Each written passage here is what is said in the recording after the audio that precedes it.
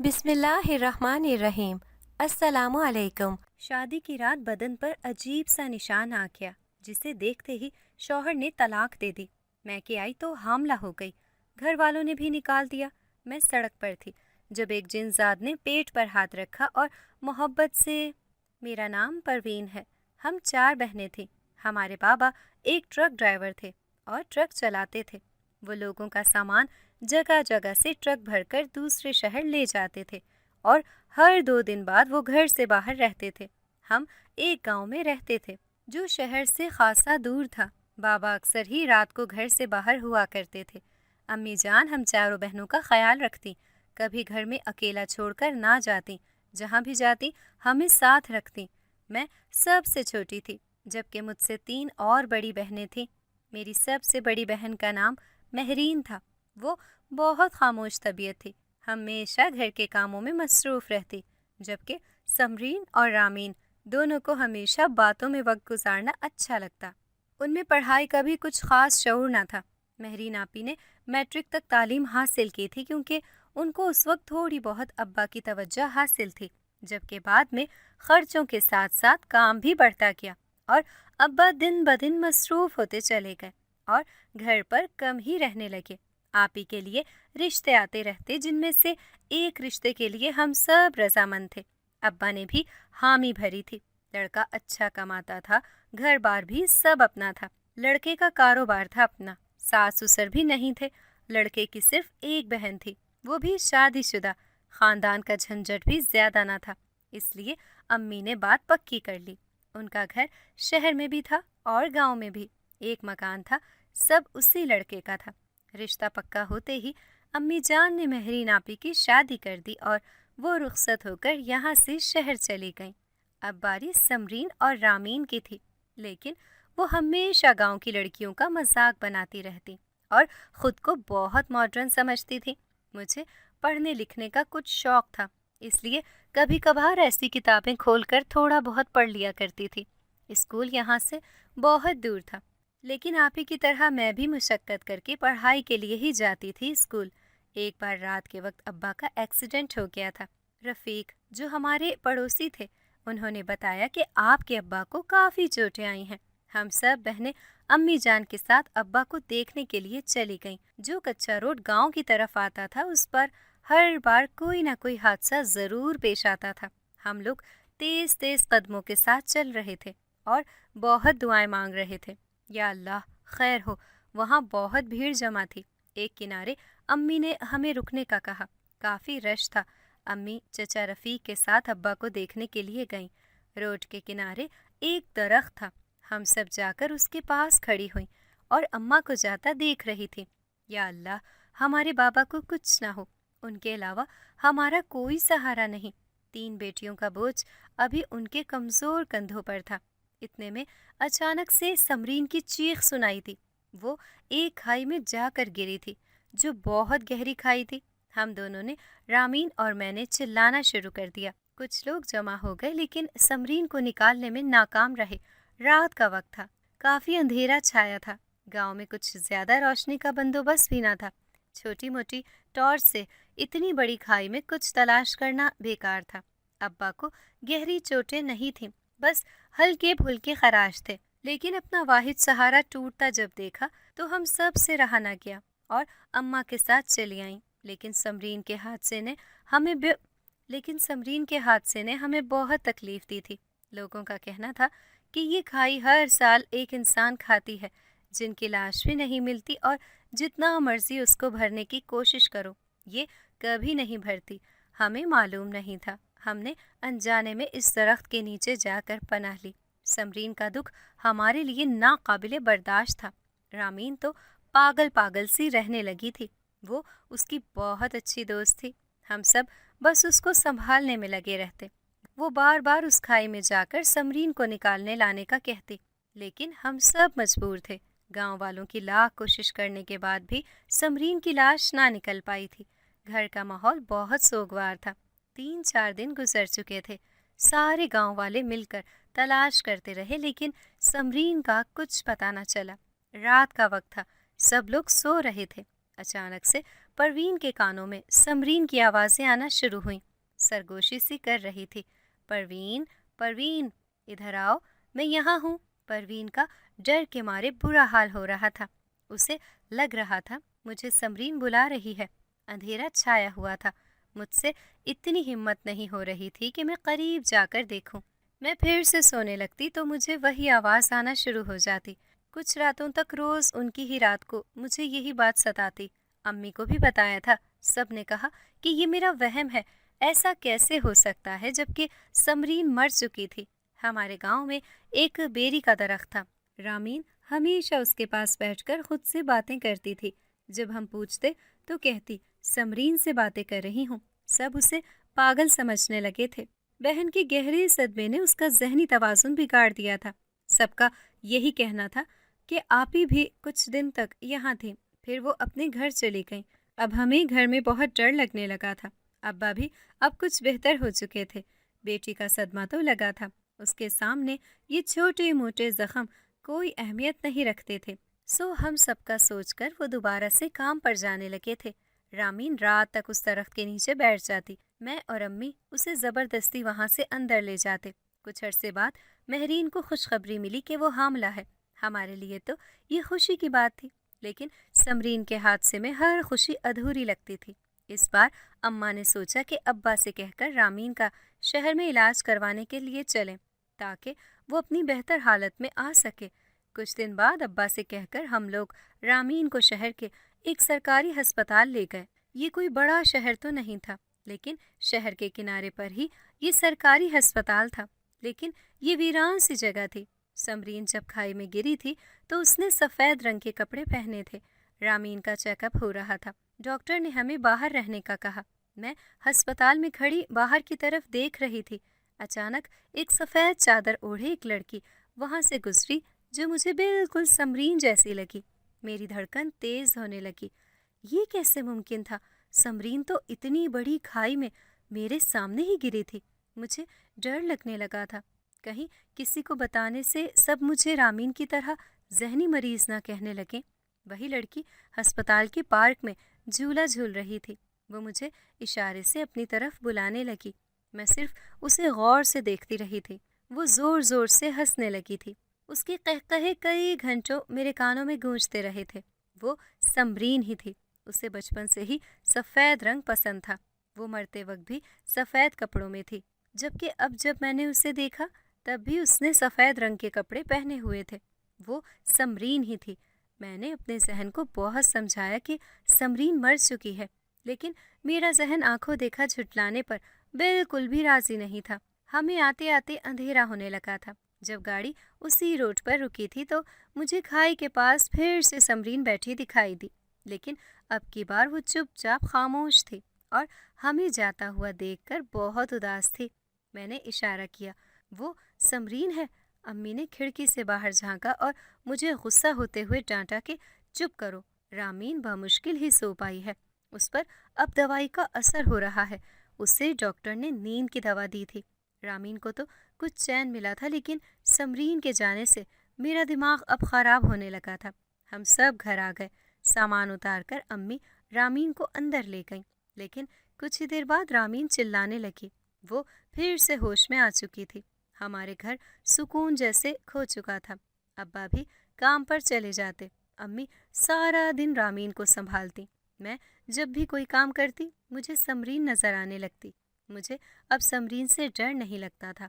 میں اسے دیکھنے کی عادی ہو چکی تھی، لیکن رامین تھی کہ اسے سمرین کے مرنے کا بالکل بھی یقین نہیں آ رہا تھا۔ اب وہ کچھ بہتر حالت میں تھی۔ میں اس کے لیے کھانا لے کر کمرے میں گئی۔ وہ اپنے بستر پر بیٹھی تھی، اس کی آنکھوں سے آنسو جاری تھے۔ رامین کچھ کھا لو میری پیاری بہن، میں نے کھانا اس کے پاس رکھتے ہوئے اس سے کہا۔ اس نے ایک ہاتھ سے آنسو صاف کیے اور کھانے کی طرف ایک نظر دیکھا۔ وہ کہنے لگی کہ میں اور سمرین ہمیشہ ایک ہی برتن میں کھانا کھاتے تھے۔ کیا واقعی اب سمرین اس دنیا سے چلی گئی ہے؟ اتنا جلدی؟ وہ اس انداز میں یہ گفتگو کر رہی تھی کہ اسے سمرین کے جانے کا بالکل بھی یقین نہیں آ رہا تھا۔ وہ دوا کے ذریعے اب کچھ دماغی صحت یاب ہو چکی تھی۔ میں نے زبردستی اسے کچھ ہی نوالے کھلائے اور دوائی دے کر سلا دیا اور اماں کے پاس آ کر بیٹھ گئی۔ آج اماں بھی بہت خاموش سی بیٹھی ہوئی تھی۔ آج اس نے بھی کھل کر رو لیا تھا اور اس کے دل کا بوجھ رونے کی وجہ سے کچھ کم ہوا تھا۔ وہ سمرین کے استعمال کی ساری چیزیں سمیٹ رہی تھی اور اس کے استعمال شدہ کپڑے بھی۔ ہم کچھ امیر تو نہ تھے لیکن پھر بھی اپنی حیثیت کے مطابق صدقہ اور خیرات کرتے تھے۔ اس کے استعمال کی ساری چیزیں ایک کپڑے میں باندھ دی اور کچھ پیسے بھی مجھے دیے کہ مولوی صاحب کے گھر پہنچا آؤ۔ میں بہت خوفزدہ تھی۔ دن میں ایک مرتبہ مجھے ڈر سا لگا تھا۔ میں گھبراتی ہوئی گھر سے نکل آئی اور مولوی صاحب کا گھر بھی چند گھر چھوڑ کر ہی تھا۔ میں اندر داخل ہوئی۔ بیگم دوپہر کی نماز ادا کر رہی تھی۔ ان کا گھر بہت خالی اور صاف ستھرا تھا۔ میں سامان رکھ کر وہیں برآمدے میں بیٹھ گئی اور ان کی نماز کو پورا ہونے کا انتظار کرنے لگی۔ وہ گھر میں اکیلی رہا کرتی تھی۔ ان کے شوہر مسجد کے امام تھے۔ وہ عشاء کے وقت ہی واپس آیا کرتے تھے۔ دن میں بچوں کو سپارہ بھی پڑھاتی تھی۔ میں بچپن میں یہاں آیا کرتی تھی لیکن اب بہت عرصے بعد یہاں کا رخ کیا تھا۔ جب اماں نے سامان پہنچانے کا کہا تو اس گھر میں عجیب سا سکون تھا۔ بی جان نے گھر کو بہت سلیقے سے بنایا اور سجایا ہوا تھا۔ دروازے پر ہر جگہ پردے لگے ہوئے تھے۔ میں سارے گھر کو دیکھ رہی تھی بہت غور سے، کیونکہ گاؤں کے سارے گھر کچے تھے لیکن ان کا مکان پکا بنا ہوا تھا۔ ایک عجیب سا سکون بھی تھا جو شاید ان کی عبادت کا صلہ تھا۔ پتہ ہی نہیں چلا کب بی جان نے نماز ختم کی اور میرے پاس آ کر بیٹھ گئی۔ میرا خیال تب گیا جب انہوں نے میرا نام پکارا، پروین ہونا؟ میں گھبرا کر اٹھ کھڑی ہو گئی۔ جی ہاں، جی بی جان، میں پروین ہوں۔ انہوں نے پیار سے بیٹھنے کا کہا تو میں بیٹھ گئی۔ انہوں نے کہا، بیٹا اتنی خوفزدہ کیوں ہو؟ خیریت ہے نا؟ میں نے اس بات میں سر ہلا دیا۔ جی ہاں۔ انہوں نے سمرین کے واقعے کا افسوس کیا۔ مجھے بہت افسوس ہے سمرین والے واقعے کا۔ تمہاری اماں کو میری طرف سے افسوس کرنا۔ تم تو جانتی ہو بیٹا، مولوی صاحب پردے کے کتنے پابند ہیں، کہیں نکلنے نہیں دیتے سوائے پیروں کی حویلی کے۔ جب انہوں نے پیروں کی حویلی کا ذکر کیا تو میرے ذہن میں ایک عجیب سی کشش پیدا ہوئی۔ اچھا بی جان، وہ کون لوگ ہیں جو مولوی صاحب کو اتنے عزیز ہیں؟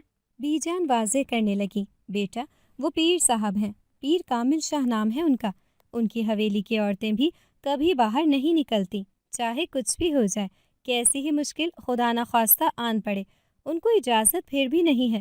ان کا گھرانہ تو بہت پاک ہے، ہمیں وہ اپنے گھر کی کنیز بھی رکھ لیں تو بھی ہمارے نصیب کھل جائیں۔ میں نے تو اپنی ساری جوانی ان کی خدمت میں گزاری تھی۔ میرے ابا بھی ان کے ہی خادم رہے تھے۔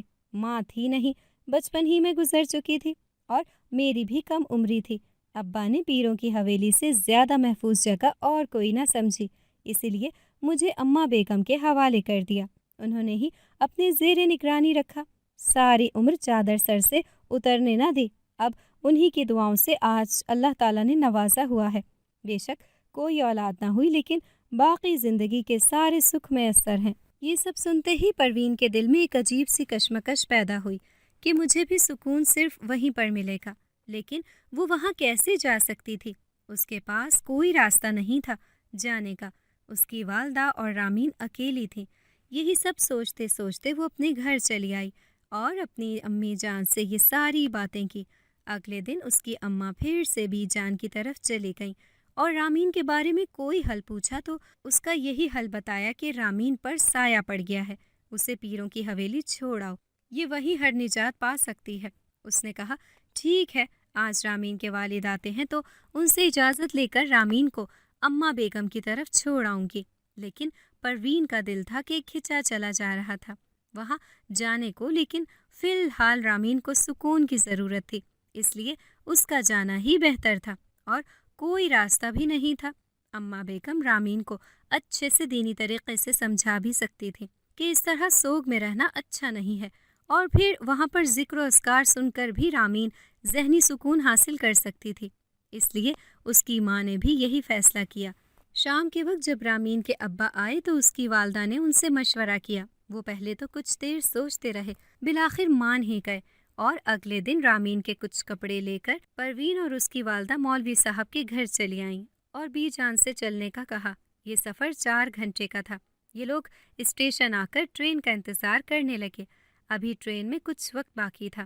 بی جان رامین کو سمجھا رہی تھیں کہ وہاں پر کسی بھی چیز کی ضرورت ہو تو بی جان سے کہنا، کسی بھی چیز میں گھبرانا نہیں۔ ٹرین آ گئی، وہ سب لاہور کے لیے روانہ ہوئے۔ دوپہر کا وقت تھا۔ رکشے سے اتر کر وہ لوگ گیٹ کے پاس آ کر کھڑے ہوئے۔ رامین اور پروین نے چہرے کو چادر سے ڈھکا ہوا تھا، صرف آنکھیں باہر تھیں۔ وہ دونوں اب جوان ہو چکی تھیں، اور جوانی کا رنگ تو ہوتا ہی خوبصورت ہے۔ بی جان نے دروازہ بجانا شروع کیا۔ اتنا بڑا لوہے کا دروازہ، پروین تو بس دیکھتی ہی رہ گئی۔ شہر میں وہ لوگ پہلی دفعہ آئے تھے۔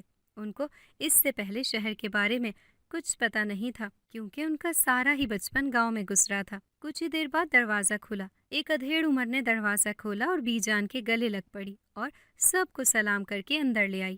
یہ اتنی بڑی حویلی تھی، ہر جگہ پھولوں کے گملے رکھے ہوئے تھے، جگہ جگہ پھول، اور ان کی خوشبو سے ساری حویلی مہک رہی تھی۔ سکون تو جیسے چھایا ہوا تھا۔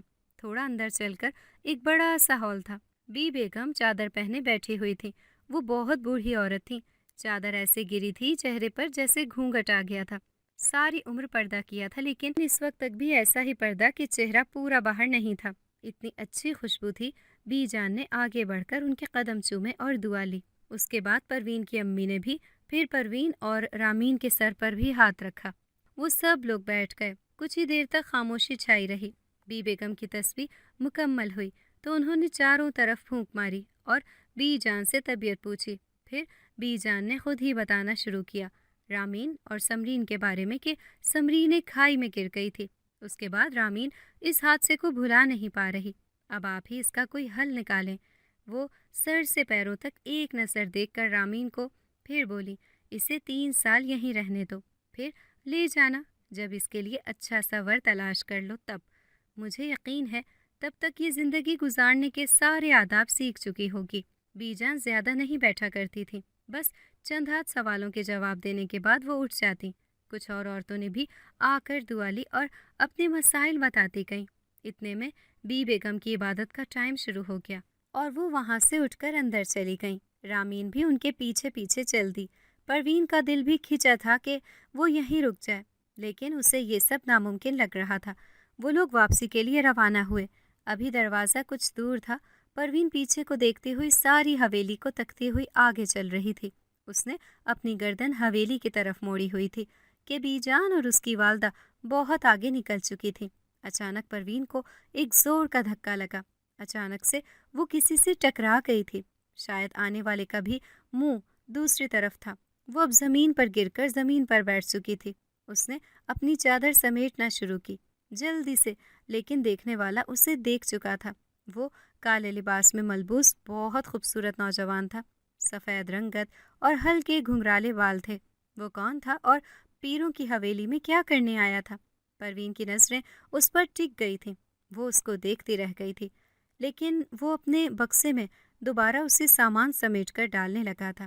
وہ بالکل خاموش تھا، جیسے ابھی یہاں کچھ ہوا ہی نہ تھا۔ پروین خود کو سنبھالتے ہوئے اٹھ کھڑی ہوئی اور وہاں سے جانے لگی، لیکن وہ اپنا دل وہیں گرا چکی تھی، اس ٹکر کے ساتھ۔ اتنے میں ایک تیز آواز گونجی، عاصم شاہ، عاصم شاہ، جلدی کرے بھائی، دیر ہو رہی ہے۔ اس کا بڑا بھائی کار میں ہی بیٹھا اسے آوازیں دے کر بلانے لگا۔ یہ حویلی کیونکہ بہت بڑی تھی، سب کو دور سے ہی آواز لگانی پڑتی تھی۔ پروین کو ٹکر بہت زور کی لگی تھی۔ اس نے اپنا ایک ہاتھ پیٹ پر رکھ دیا۔ اسے بہت درد ہو رہا تھا، لیکن اس نے کسی کو بھی محسوس نہیں کروایا۔ اسے درد ہوتا دیکھ کر عاصم شاہ اس کی جانب دیکھتا ہوا جا رہا تھا۔ اسے شاید کچھ ہی دیر تک یہ احساس ہو چکا تھا کہ اس کی وجہ سے ہی یہ لڑکی زمین پر گری تھی، لیکن وہ بہت جلدی میں تھا۔ اب پروین اور وہ ایک دوسرے سے نظریں ملا کر دیکھ رہے تھے، اور وہ کار میں بیٹھ کر ان لوگوں کے سامنے ہی روانہ ہو چکا تھا۔ پروین کا دل بے قابو ہونے لگا تھا۔ وہ سارا راستہ بس ایک ہی بات سوچتی آئی، اس لڑکے کا معصوم چہرہ اور کانوں میں گونجتی ہوئی آواز، عاصم شاہ، عاصم شاہ، عاصم شاہ۔ سارا راستہ اس نے کوئی بھی بات نہ کی، بالکل خاموش رہی اور اسی کو سوچتی آئی۔ گھر آ کر وہ سو گئی۔ صبح ہوتے ہی اس نے چائے پینے کے بعد سوچا کہ نہا دھو کر قرآن پاک کی تلاوت کروں، کیونکہ کل اس نے مذہبی باتیں سنی تھی۔ اس کا دل بہت خوش تھا۔ رامین کی بھی فکر اب ختم ہو گئی تھی، لیکن جب وہ نہانے گئی تو اس نے اپنے پیٹ پر ایک لال رنگ کا دھبا دیکھا۔ وہ چونک گئی۔ یہ نشان کیسا اور کیوں ہوا ہے؟ اس نے بہت مٹانا چاہا، لیکن یہ نشان اب مٹنے والا نہیں تھا۔ وہ بہت ڈر سی گئی، نہ جانے یہ کیسے لگا ہوگا۔ رامین کو حویلی میں ایک کمرہ دیا گیا۔ رامین کو یہاں ملازمت پر نہیں رکھا گیا تھا بلکہ مہمان سمجھا گیا تھا، اس لیے اس کے ساتھ سب لوگ مہمانوں والا ہی سلوک کر رہے تھے۔ رامین نے سب کے ساتھ گھر کی نماز ادا کی جو کہ بی بیگم نے کروائی تھی۔ صبح کا الارم رکھا گیا تھا جسے سن کر ہی سب لوگ جاگ اٹھے تھے۔ اذان ہوئی اور پھر سب نے وقوع کیا اور نماز فجر ادا کی۔ اس کے بعد تلاوت ہوئی جو بلند آواز کے ساتھ بی بیگم نے کی۔ اس کے بعد سب آہستہ آہستہ اپنے کام میں لگ گئے۔ ان سب میں بہت زیادہ تعداد ملازموں کی تھی، کچھ مہمان بھی رکی ہوئی تھی اور بی بیگم کی بہو اور اس کی 2 بیٹیاں بھی اس جماعت میں موجود تھیں۔ اس حویلی میں کئی کمرے تھے جو ایک لائن سے بنے ہوئے تھے۔ ان کے سامنے ایک بڑا سا برآمدہ اور بہت ہی بڑا صحن تھا اور اس کے آگے پھر 2-3 ہال بنے ہوئے تھے، پھر میلوں جیسا باہر۔ صحن جسے پار کر کے لوگ اندر آتے تھے۔ اس سارے صحن میں پھول تھے جسے صبح صبح پانی دیا جاتا تھا۔ بہت زیادہ ہریالی تھی۔ رامین اٹھ کر باہر نکل آئی اور ایک ملازمہ کو پودوں کو پانی دیتے دیکھ رہی تھی۔ وہ بہت گمسم سی تھی۔ اسے سمرین کی یاد آ رہی تھی لیکن اب کافی حد تک وہ بہتری محسوس کر رہی تھی۔ اپنی حالت میں اسے کھلی فضا میں سانس لینا اچھا لگ رہا تھا۔ ایک ملازمہ آئی اور رامین کو بلا کر کچن میں لے گئی۔ رامین بیٹا، بی بیگم نے کہا ہے آج ناشتہ آپ تیار کریں گی۔ رامین پہلے تھوڑی پریشان سی ہوئی، پھر آگے بڑھ کر باورچی خانے کا جائزہ لینے لگی۔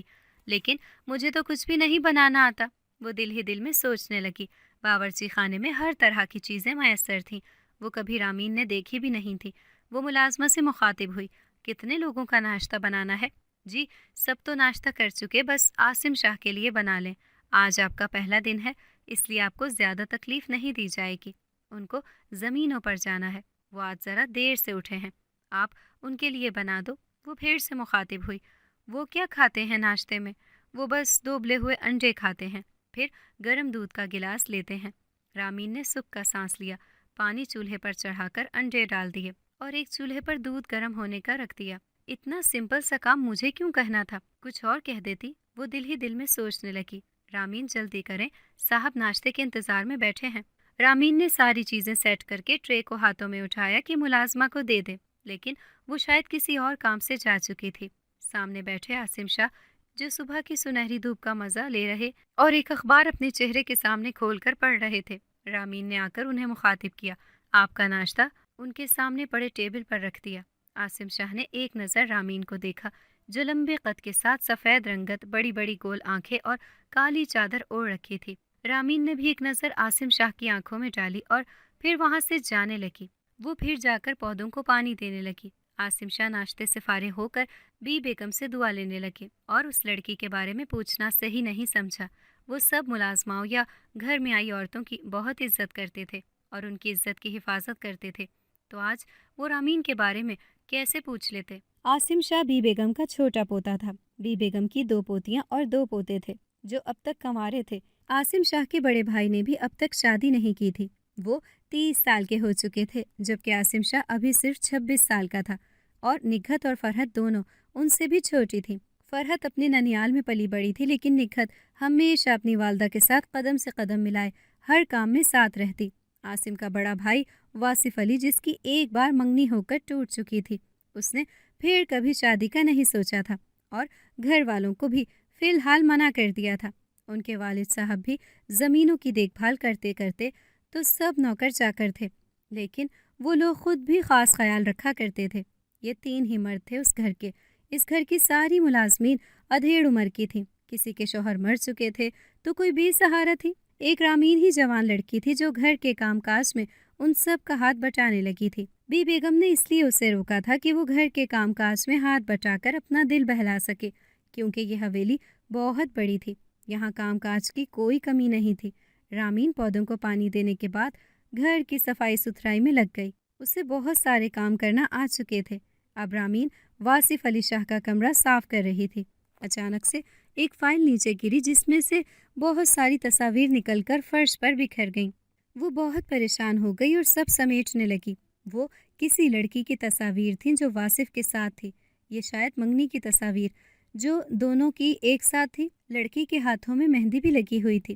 رامین سوچ میں پڑ گئی، لیکن یہ لڑکی تو یہاں نہیں ہے اور واصف علی شاہ کی شادی بھی تو شاید نہیں ہوئی، پھر یہ کہاں ہے؟ اب وہ سب سمیٹ کر رکھ کر باہر نکل ہی رہی تھی کہ واصف علی شاہ پر نظر پڑتے ہی وہ گھبرا گئی اور اس کے پاس نکلنے کا راستہ بھی نہ بچا۔ اس کی آنکھوں میں غصہ اتر آیا۔ شاید وہ کچھ دیر پہلے سے یہ سارا منظر دیکھ رہے تھے، لیکن وہ اپنے غصے کو ضبط کر گئے۔ رامین بمشکل وہاں سے نکل کر باہر آ گئی اور اس کی سانس پھولنے لگی۔ وہ جلدی سے باورچی خانے کی طرف گئی اور پانی بھر کے پینے لگی۔ اکثر اس گھر کے مرد گھر سے نکل جایا کرتے اور شام کو لوٹا کرتے تھے۔ وہ بھی معمول کے مطابق فائل اٹھا کر باہر نکل آیا اور ایک بار پھر سے ایک غصے بھری نظر سے رامین کو دیکھا اور عاصم شاہ کے ساتھ گاڑی میں بیٹھ کر چلے گئے۔ بی بیگم نے رامین کو بلا کر سپارہ پڑھنے کو کہا۔ وہ وضو کر کے آئی اور کلام پاک پڑھنے بیٹھی۔ ایک بڑی عمر کی خاتون اس کے سامنے بیٹھی اور اسے سبق یاد کروانے میں اس کی مدد کرنے لگی۔ رامین فجر کے ٹائم اٹھی تھی، سو اسے نیند بہت زوروں کی آ رہی تھی۔ یہاں آ کر اس نے کوئی دوائی نہیں لی تھی، بس اس کی زندگی میں سکون سا آ گیا تھا۔ وقت کا پتہ ہی نہیں چلتا کب گزرا جا رہا تھا۔ آج رامین کو یہاں 15 دن ہو گئے تھے۔ وہ بہت گھل مل گئی تھی۔ اس گھر میں اب کام کاج کرتے پتہ ہی نہیں لگتا کب دن گزر جاتا۔ 5 وقت نماز ادا ہوتی اور رامین نے سپارے بھی یاد کرنا شروع کر دیے تھے۔ ابھی خاصا عرصہ وہ یہاں رکنے والی تھی۔ بی بیگم نے بھی جان کر اسے 3 سال تک روکا تھا تاکہ وہ یہاں سے کچھ بن کر نکلے جو اسے عمر بھر یاد رہے، اور ایسی زندگی سنوارنے والی باتیں بھلا کب کوئی بھلا پاتا۔ لیکن آگے نئے موڑ آنے والے تھے جو رامین کا انتظار کر رہے تھے۔ آج پروین اور اس کی والدہ رامین کو دیکھنے کے لیے آ رہی تھی، اس سے ملنے۔ رامین بی بی، آپ سے آپ کی والدہ ملنے آئی ہیں۔ رامین نے کلام پاک بند کیا تو سامنے اس کی نظر پروین اور اماں پر پڑی۔ وہ انہیں دیکھ کر بہت آہستہ سے اٹھی اور اماں کے گلے لگی اور پھر پروین کے۔ وہ دونوں اسے اس حلیے میں دیکھ کر بے حد خوش تھیں۔ رامین اب بہت پرسکون تھی۔ وہ آہستہ سے بول چال کر رہی تھی، سر پر چادر پہن رکھی تھی۔ وہ ان سے دل سے ملی تھی اور ان کا اچھے منہ سے استقبال کیا۔ وہ اب ایک اور اونچے گھرانے میں رہ رہی تھی، وہیں کے آداب و اخلاق سیکھ چکی تھی۔ اس نے ان دونوں کو بیٹھنے کا کہا اور پھر ان کے لیے چائے لینے باورچی خانے چلی گئی۔ کچھ دیر تک وہ ٹرے بھر کے بسکٹ، نمکو اور چائے وغیرہ لے کر آ گئی۔ وہ تینوں مل کر چائے پینے لگے۔ رامین نے اپنے والد کی صحت کا پوچھا۔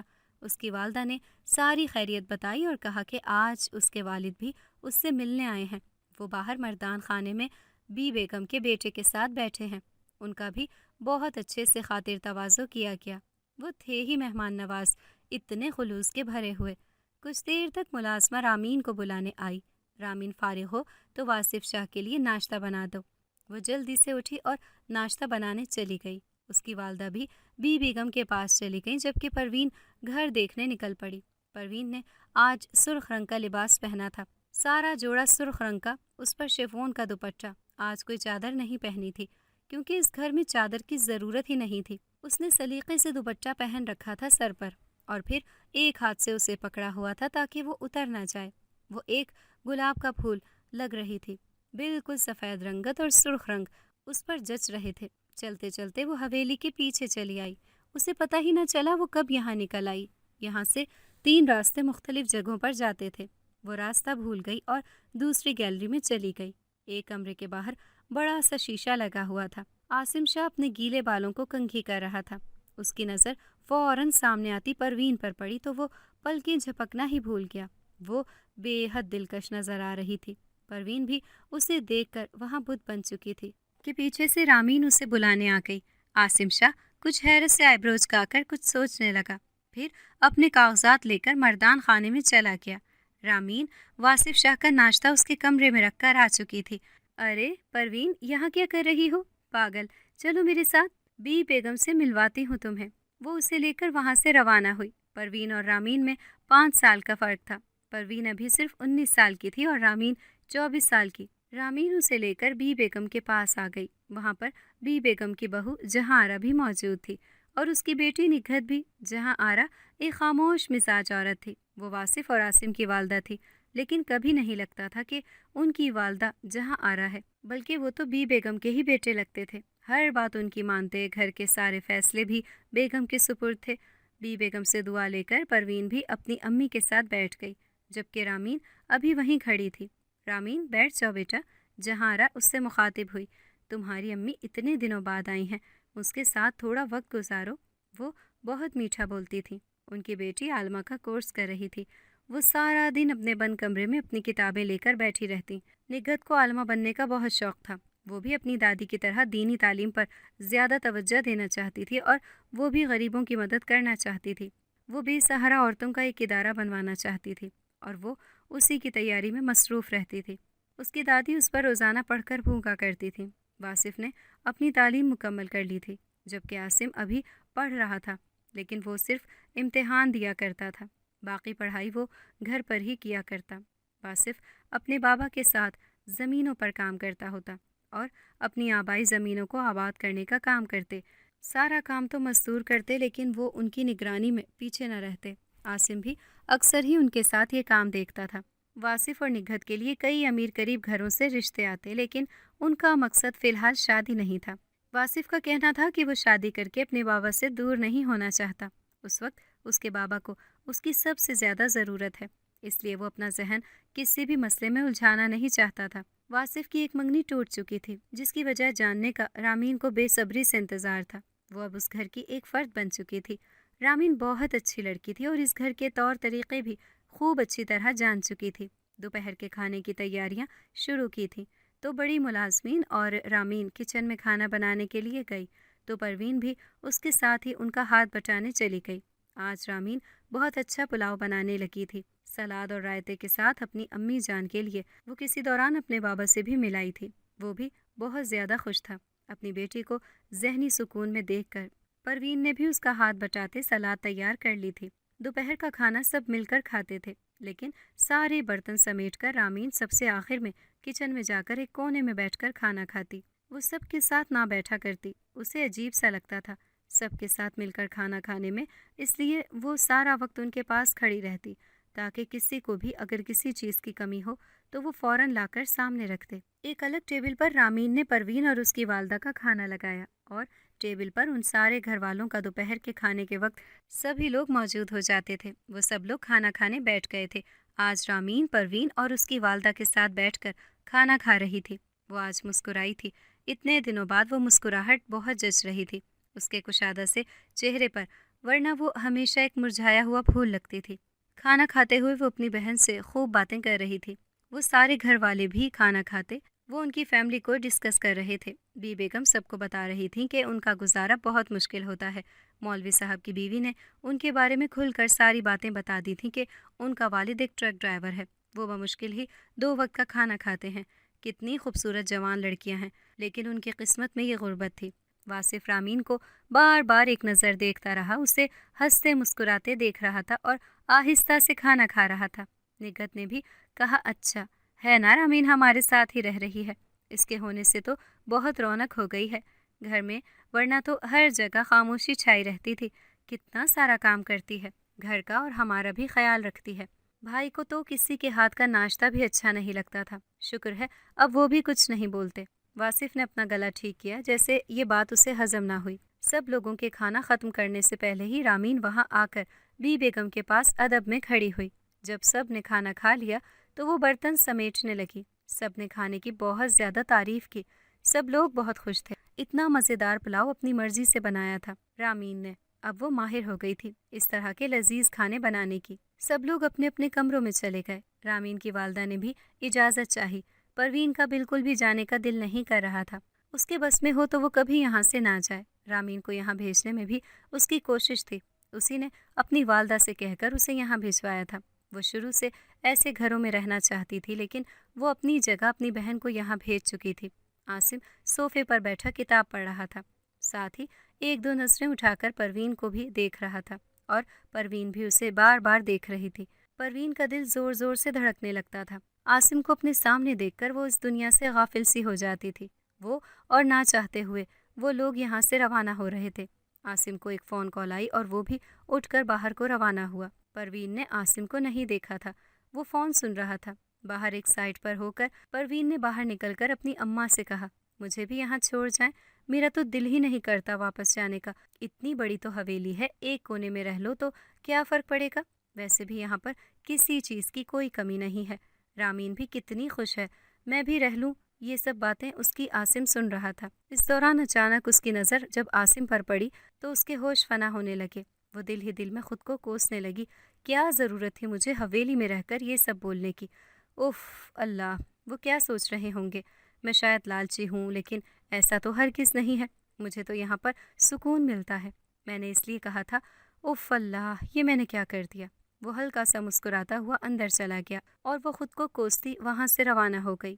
واصف بہت تھک چکا تھا، اسے کھانے کے آدھے گھنٹے بعد چائے کی شدید طلب ہوتی تھی، بلکہ عاصم اور واصف دونوں ہی دوپہر کی چائے کے شوقین تھے۔ انہوں نے چائے کا بولا اور خود آ کر بی بیگم کے پاس بیٹھ گئے۔ بڑی ملازمہ چائے لے کر حاضر ہوئیں۔ واصف نے چائے کا ایک گھونٹ پی کر چائے واپس رکھ دی۔ یہ کیسی چائے ہے؟ اٹھاؤ یہاں سے، کل رات والی جیسی چائے لاؤ۔ ملازمہ مخاطب ہوئی۔ سرکار، وہ تو رامین نے بنائی تھی، وہ تو اب شاید تلاوت کرنے لگی ہیں۔ رامین یہ سب سن کر باہر آ گئی، کیونکہ رامین کا کمرہ بی بیگم کے جھولے کے سامنے ہی تھا، تاکہ بی بیگم جب بھی آواز دیں تو وہ جلدی سے ان کی خدمت میں حاضر ہو۔ رامین نے آتے ساتھ ہی وہ چائے کے سارے کپ سمیٹ کر اٹھا کر باورچی خانے کو چلی گئی اور چائے بنانے لگی۔ رامین چائے بہت اچھی بناتی تھی، جو پیتا تھا اس کی واہ واہ کیے بغیر نہ رہ پاتا تھا۔ رامین کو جاتا دیکھ کر واصف اسے دیکھتا رہا۔ وہ بہت خوبصورت لگ رہی تھی۔ اس نے نیلے رنگ کا سادہ سا جوڑا پہنا ہوا تھا، بالوں کا جوڑا بنا کر باندھ دیا تھا۔ اس کے بال بہت گھنے تھے اور لمبے بھی۔ وہ شاید ابھی ہی نہا کر نکلی تھی اور کلام پاک پڑھنے بیٹھی تھی، اس لیے گیلے بال ہی لپیٹ کر باندھ دیے تھے۔ وہ بہت دلکش سی لگ رہی تھی۔ اس کے ہاتھ کسی دودھ کی طرح سفید تھے۔ جب وہ کپ اٹھا رہی تھی تو واصف اسی وقت بھی صرف اس کے ہاتھوں کو دیکھ رہا تھا۔ کتنی نفاست تھی ان میں، وہ کس سلیقے سے سارا کام کرنا سیکھ چکی تھی۔ بی بیگم یہ سارا کا سارا منظر اپنی آنکھوں سے دیکھ رہی تھی۔ عاصم بی بیگم کے ساتھ باتوں میں لگا ہوا تھا۔ اتنے میں نگہت بھی چائے پینے وہاں پہنچ چکی تھی۔ وہ سب بہت خوش تھے۔ رامین سب کو چائے سرو کر کے وہیں ایک کونے میں بیٹھ چکی تھی اور سب کو اس طرح پیار اور محبت سے بیٹھا دیکھ کر خوش ہو رہی تھی۔ وہ اب یہاں سے کہیں بھی جانا نہیں چاہتی تھی۔ وہ اس قدر ان سب کے پیار اور خلوص کی عادی ہو چکی تھی۔ جہانارا بیگم کو واصف کے لیے بالکل ایسی ہی دلہن کی تلاش تھی جیسی اب رامین بن چکی تھی، ساری دنیا سے کٹی ہوئی، صرف اپنے گھر پر توجہ دینے والی اور گھر والوں کے لیے عزت، محبت اور پیار، اور ویسے بھی جہانارا کو کوئی نہ کوئی بہو تو لانی ہی تھی واصف کے لیے۔ اور بی بیگم کو بھی اب رامین بہت عزیز ہو چکی تھی۔ واصف بھی اب رامین کو دل ہی دل میں پسند کرنے لگا تھا، اور کرتا بھی کیوں نہ، وہ اتنی باحیا لڑکی تھی جس نے کبھی کسی غیر مرد کی طرف آنکھ اٹھا کر بھی نہیں دیکھا، اور واصف اب اس کی پاکیزگی سے خوب واقف ہو چکا تھا۔ 2 دن بعد پروین اور اس کی والدہ بی بیگم کے پاس پہنچ گئیں اور دعائیں کرانے آئیں۔ پروین کا رشتہ اس کے والد نے اپنے کسی جاننے والے کے بیٹے سے گاؤں میں ہی طے کر دیا تھا۔ جمعرات کو سادگی سے بس نکاح کر رہے تھے۔ وہ بہت رو رہی تھی۔ بی بیگم نے اسے حوصلہ دیا۔ وہ ڈر رہی تھی۔ اس نے بی بیگم سے کھل کر بات کی کہ مجھے سمرین ہر جگہ نظر آتی ہے جبکہ وہ مر چکی ہے۔ میں اپنی امی کو چھوڑ کر کہیں نہیں جانا چاہتی، مجھے بہت ڈر لگتا ہے۔ بی بیگم نے اس پر کچھ پڑھ کر پھونکا۔ وہ خاموش ہو گئی اور پرسکون سی ہو گئی۔ اس کے بعد پروین کا نکاح ہو گیا۔ شادی کی رات اس کے شوہر نے جب اس کے پیٹ پر وہ نشان دیکھا تو وہ چونک گیا۔ اسے لگا تھا کہ پروین پر بھی رامین کی طرح کسی جنات کا سایہ پڑ چکا ہے۔ اس نے خوف کے مارے اسی وقت پروین کو طلاق دے دی۔ اگلے دن وہ روتی ہوئی گھر واپس آئی کہ اس کے شوہر نے اسے طلاق دے دی ہے۔ اس کی ماں یہ سنتے ہی صدمہ نہ سہ سکی اور بے ہوش ہو گئی۔ اس کے والد نے اس پر بہت غصہ کیا کہ ضرور تمہارا ہی کوئی قصور ہوگا، نکل جاؤ یہاں سے۔ وہ روتی ہوئی ایک سڑک کے کنارے بیٹھ گئی۔